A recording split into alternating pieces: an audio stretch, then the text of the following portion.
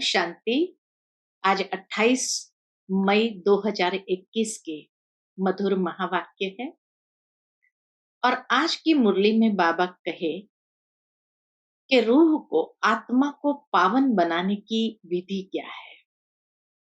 विभिन्न युक्तियां बाबा ने बताई है मुरली में। उसमें वर्तमान समय के हिसाब से आज दुनिया में हर कोई वैक्सीन लगवाने के लिए लगा हुआ है। तो आज बाबा की मुरली में बाबा कहे रूह को पावन बनाने के लिए भी आत्मा को मन मना भव का इंजेक्शन लगवा लो। ये मन मना भव का इंजेक्शन ऐसा है जो रूह को पावन बना देगा। विकार अपने आप छूटते जाएंगे, ये विकारों की बीमारी से मुक्त होते जाएंगे। पतित पावन बाप की याद में रह करके आत्मा नेचुरल रूप से पावन होती जाएगी। दूसरी बात बाबा ने आज कहा कि तुम बच्चों को सृष्टि के आदि मध्य अंत का ज्ञान है और इसलिए जितना तुम इस आदि मध्य अंत के ज्ञान का सिमरण करते रहो उतना स्वदर्शन चक्रधारी बनते जाएंगे और ये स्वदर्शन चक्र से ही अनेक प्रकार की अशुद्धियों का या आसुरी वृत्तियों का गला कटता जाएगा। आत्मा शुद्ध और पावन होती जाएगी। तीसरी विधि बाबा ने मुरली में बताई है। बच्चे, बाबा ने कई बार ओम शांति का अर्थ बताया है। ओम शांति का अर्थ ही है कि आत्मा को अपने स्वधर्म में स्थित होना है और आत्मा का स्वधर्म है कि आत्मा पवित्र स्वरूप है, शांत स्वरूप है। जितना स्वधर्म में स्थित होकर के बाप को याद करेंगे उतनी आत्मा शुद्ध पवित्र बनती जाएगी। साथ ही साथ बाबा कहे बच्चे देही अभिमानी बनो, ज्ञान अमृत का पान करते रहो और निश्चय बुद्धि होकर के जीवन में आगे बढ़ते चलो। ऐसे अनेक विभिन्न युक्तियां बाबा ने बताई है कि किस तरह हम रूह को पतित से पावन बना सकते हैं। सुनते हैं बाबा के मधुर महावाक्य। ओम शांति। मीठे बच्चे, बाप द्वारा तुम्हें जो सृष्टि के आदि मध्य अंत की नॉलेज मिली है इसे तुम बुद्धि में रखते हो, इसीलिए तुम हो स्वदर्शन चक्रधारी। प्रश्न है, रूह को पावन बनाने के लिए रूहानी बाप कौन सा इंजेक्शन लगाते हैं? उत्तर है मन मना भव का। यह इंजेक्शन रूहानी बाप के सिवाय कोई लगा नहीं सकता। बाप कहते हैं मीठे बच्चे, तुम मुझे याद करो। बस याद से ही आत्मा पावन बन जाएगी। इसमें संस्कृत आदि पढ़ने की भी जरूरत नहीं है। बाप तो हिंदी में सीधे शब्दों में सुनाते हैं। रूह को जब यह निश्चय हो जाता है कि रूहानी बाप हमें पावन बनने की युक्ति बता रहे हैं तो विकारों को छोड़ती जाती है। ओम शांति। ओम शांति का अर्थ तो बच्चों को समझाया है। आत्मा अपना परिचय देती है, मेरा स्वरूप शांत है और मेरा रहने का स्थान शांति धाम है, जिसको परम धाम, निर्वाण धाम भी कहा जाता है। बाप भी कहते हैं कि देह अभिमान छोड़ देही अभिमानी बनो। बाप को याद करो, वह है पतित पावन। यह कोई भी नहीं जानते कि हम आत्मा है यहाँ आए हैं पाठ बजाने। अब ड्रामा पूरा होता है, वापस जाना है। इसलिए कहते हैं ड्रामा पूरा हो रहा है, वापस घर जाना है। इसलिए कहते हैं मुझे याद करो तो तुम्हारे विकर्म विनाश होंगे। इसको ही संस्कृत में कहते हैं मन मना भव। ये सारी बात जो बाबा ने स्पष्ट की, इसी को एक ही शब्द में संस्कृत में कहते हैं मन मना भव। बाप ने कोई संस्कृत में नहीं कहा है, बाप तो इस हिंदी भाषा में समझाते हैं। जैसे गवर्नमेंट कहती है एक ही हिंदी भाषा होनी चाहिए, बाप ने भी वास्तव में हिंदी में ही समझाया है। परंतु इस समय अनेक धर्म मठ पंथ होने के कारण भाषाएं भी अनेक प्रकार की करती है। सतयुग में इतनी भाषाएं होती है, बाबा कहे सतयुग में इतनी भाषाएं होती नहीं जितनी यहाँ है। यहाँ तो हर स्टेट में अपनी अपनी भाषा। गुजरात में रहने वालों की भाषा अलग, जो जिस गांव में रहते हैं वो वहां की भाषा जानते हैं। अनेक मनुष्य है, अनेक भाषाएं हैं। सतयुग में तो एक ही धर्म, एक ही भाषा थी। अभी तुम बच्चों को सृष्टि के आदि मध्य अंत की नॉलेज बुद्धि में है। यह कोई शास्त्र में नहीं है। ऐसा कोई शास्त्र नहीं जिसमें यह नॉलेज हो। दुनिया में कोई भी शास्त्र ऐसा नहीं जिसमें संपूर्ण रीति से ये आध्यात्मिक नॉलेज हो। न कल्प की आयु का ही लिखा हुआ है, न किसको मालूम है। सृष्टि तो एक ही है, सृष्टि का चक्र फिरता रहता है। नई से पुरानी, पुरानी से फिर नई होती है। इसको ही कहा जाता है स्वदर्शन चक्र। जिसको इस चक्र का नॉलेज है उसको कहा जाता है स्वदर्शन चक्रधारी।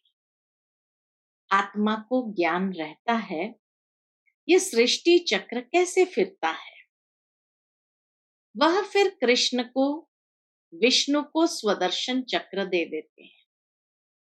अब बाप समझाते हैं उन्हों को तो नॉलेज थी नहीं, न विष्णु के पास नॉलेज है, न लक्ष्मी नारायण के पास है, न कृष्ण के पास है। तो बाबा कहे उन्हों को तो नॉलेज थी नहीं। सृष्टि के आदि मध्य अंत का नॉलेज बाप ही देते हैं। यह है स्वदर्शन चक्र। बाकी कोई हिंसा की बात नहीं जिससे गला कट जाए, यह सब झूठ लिख दिया है।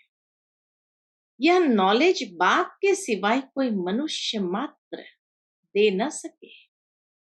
मनुष्य को कभी भगवान कह नहीं सकते, जबकि ब्रह्मा विष्णु शंकर को भी देवता कहा जाता है। जो बाप की महिमा है वह देवताओं की भी नहीं। बाप तो राजयोग सिखा रहे हैं। ऐसे नहीं कहेंगे बच्चों की भी वही महिमा है जो बाप की है। बच्चे फिर भी पुनर्जन्म लेते हैं, बाप तो पुनर्जन्म में नहीं आते हैं।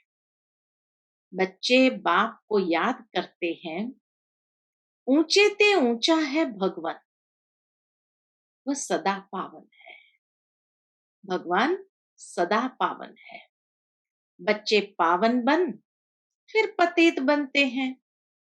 बाप तो है ही पावन।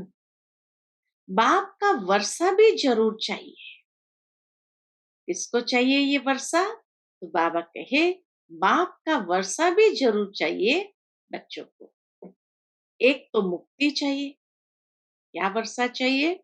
एक तो मुक्ति चाहिए, दूसरा जीवन मुक्ति चाहिए। शांति धाम को मुक्ति, सुख धाम को जीवन मुक्ति कहा जाता है। मुक्ति तो सबको मिलती है। मुक्ति ऐसे नहीं कि किसी को मिलेगी किसी को नहीं मिलेगी। बाबा कहे मुक्ति तो सबको मिलती है। जीवन मुक्ति जो पढ़ेंगे उनको मिलेगी। भारत में बरोबर जीवन मुक्ति थी, बाकी सब इतने मुक्ति धाम में थे। सतयुग में सिर्फ एक ही भारत खंड था, लक्ष्मी नारायण का राज्य था। बाबा ने समझाया है कि लक्ष्मी नारायण के मंदिर सबसे जास्ती बनाते हैं। बिरला आदि जो मंदिर बनाते हैं वह यह नहीं जानते कि लक्ष्मी नारायण को यह बादशाही कहां से मिली, कितना समय राज्य किया, फिर कहां चले गए, कुछ भी नहीं जानते। तो जैसे गुड़ियों की पूजा हुई ना, इसको कहा जाता है भक्ति। आपे ही पूज्य फिर आपे ही पुजारी। पूज्य और पुजारी में बहुत फर्क है। उनका भी अर्थ होगा ना। पतित उनको कहा जाता है जो विकारी है। क्रोधी को पतित नहीं कहेंगे। जो विकार में जाते हैं उनको पतित कहा जाता है। इस समय तुमको ज्ञान अमृत मिलता है। ज्ञान का सागर है ही एक बाप। बाबा ने समझाया है ये भारत ही सतो प्रधान ऊंचे से ऊंचा था और अभी तमो प्रधान है। ये तुम्हारी बुद्धि में है। यहाँ कोई राजाई तो है नहीं, यह है ही प्रजा का प्रजा पर राज्य। सतयुग में बहुत थोड़े होते हैं, अभी तो कितने हैं। विनाश की तैयारियां भी होती है। दिल्ली परिस्तान तो बनना ही है, परंतु ये कोई जानते नहीं है। वह तो समझते हैं यह न्यू दिल्ली है। इस पुरानी दुनिया को पलटाने वाला कौन है, ये किसको पता नहीं है। कोई शास्त्र में भी नहीं है। समझाने वाला एक ही बाप है। अभी तुम बच्चे नई दुनिया के लिए तैयारी कर रहे हो। कौड़ी से हीरे मिसल बन रहे हो। भारत कितना सॉल्वेंट था, दूसरा कोई धर्म नहीं था। अभी तो अनेक धर्म है। अब रहम दिल बाप को याद करते हैं। भारत सुखधाम था, यह भूल गए हैं। अब तो भारत का क्या हाल है। नहीं तो भारत हेवन था, बाप का जन्म स्थान है ना। तो ड्रामा अनुसार उनको तरस आ जाता है। भारत तो प्राचीन देश है, कहते भी है बरोबर। क्राइस्ट से 3000 वर्ष पहले भारत स्वर्ग था और कोई धर्म नहीं था। अभी यह भारत बिल्कुल क्या हो गया है। बाबा कहे अभी यह भारत बिल्कुल पट आकर पड़ा है। गाते तो है भारत हमारा देश सबसे ऊंचा था, नाम ही था हेवन स्वर्ग। भारत जैसा ऊंच देश कोई नहीं। तो बाबा कहे गाते तो है भारत हमारा देश सबसे ऊंच था, नाम ही था हेवन स्वर्ग। भारत की महिमा का भी कोई को पता नहीं है। बाप ही आकर भारत की कहानी समझाते हैं। भारत की कहानी माना दुनिया की, क्योंकि उस समय सारी दुनिया में सिर्फ भारत अविनाशी खंड था। तो इसीलिए बाबा कहे भारत की कहानी माना दुनिया की। इसको सत्य नारायण की कहानी कहा जाता है। बाप ही बैठ समझाते हैं।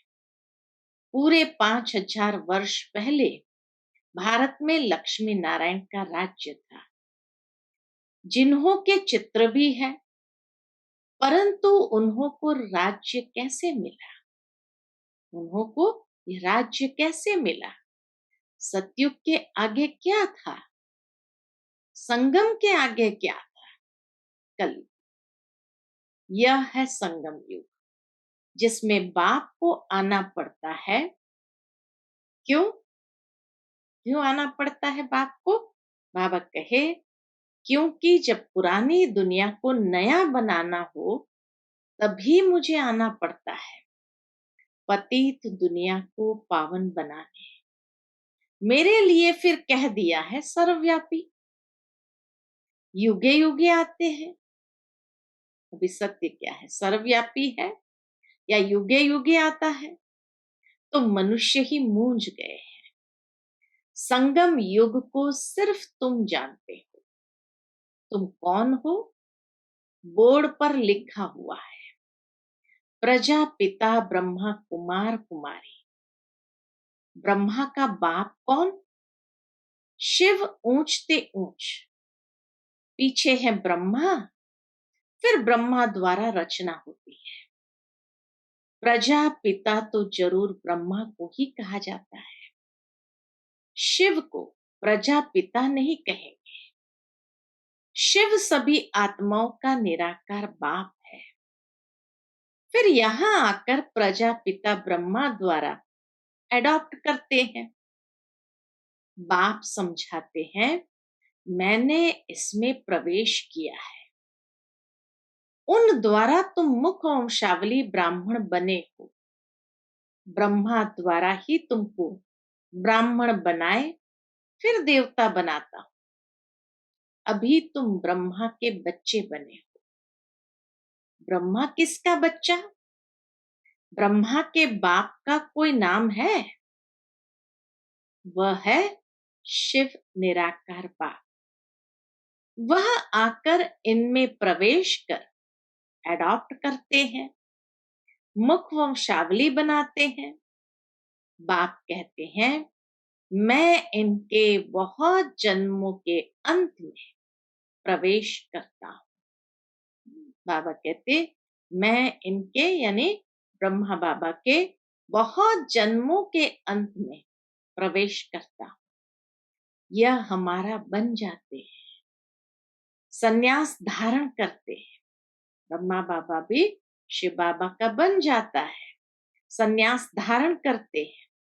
किसका संन्यास? 5 विकारों का। घर बार छोड़ने की दरकार नहीं। गृहस्थ व्यवहार में रहते पवित्र रहना है। माम एकम याद करो तो तुम्हारे विकर्म विनाश हो जाएंगे।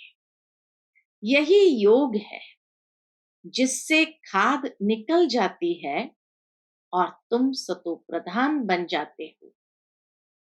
भक्ति में तो भल कितने भी गंगा स्नान करे, जब तप आदि करे, नीचे उतरना जरूर है।